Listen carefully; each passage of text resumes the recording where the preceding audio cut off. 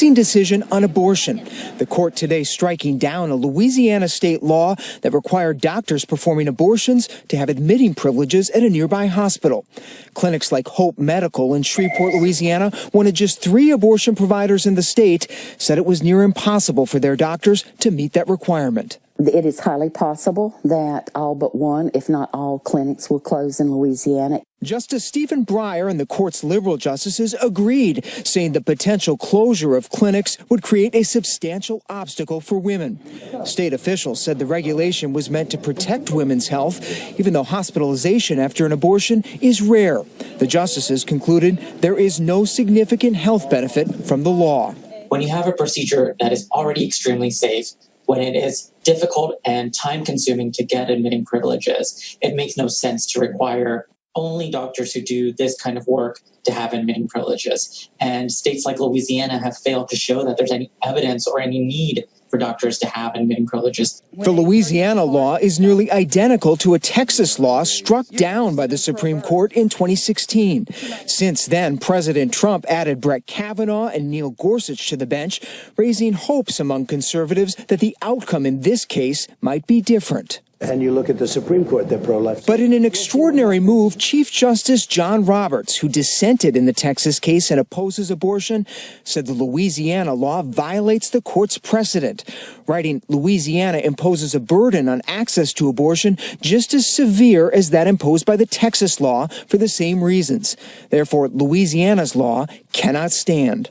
In Roberts' concurring opinion, he makes very clear that he thinks that stare decisis, the idea that courts abide by their prior decisions, is in some ways what separates the judicial branch from the political branches of government. So you stick with settled law whether you like it or not. In a statement, White House Press Secretary Kayleigh McEnany said the ruling devalued both the health of mothers and the lives of unborn children, adding, quote, unelected justices have intruded on the sovereign prerogatives of state governments.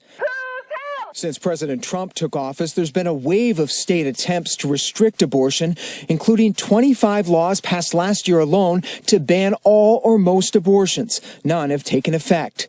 At least 15 states have considered enacting admitting privileges laws like Louisiana, but those efforts now look in doubt.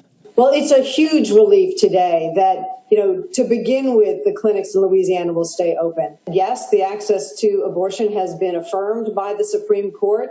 But because there are these laws continually coming, it's so important that everybody be vigilant. ABC News visited the Hope Medical Clinic in Louisiana earlier this year, seeing firsthand the healthcare workers serving women from across the South. Wicked, unimaginable. The protesters outside making their voices heard. Clinic director Kathleen Pittman told us regardless of the court's decision, she was focused on the months ahead.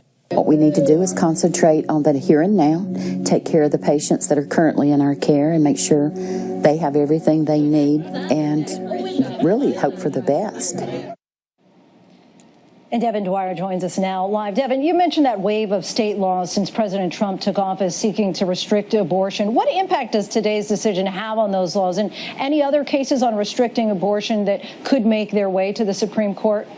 Yeah, well, the Chief Justice, Lindsay, today made very clear any abortion regulation that imposes a substantial obstacle for women will not fly here, and that is a huge relief for abortion advocates. Several told me today that they see this as a sign that Chief Justice Roberts is not eager to overturn Roe versus Wade, but the justice did make clear that other abortion regulations can come forward. They'll evaluate them on a case-by-case basis, and anti-abortion activists tonight say the fight is not over, Lindsay. And Devin, we also saw another major decision today on the death penalty. What did the court rule on that?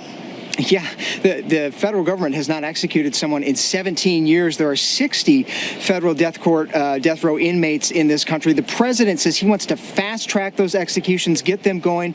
The Supreme Court tonight said they would not look at the appeals from some of those men, meaning those cases could go forward as soon as July. Lindsay?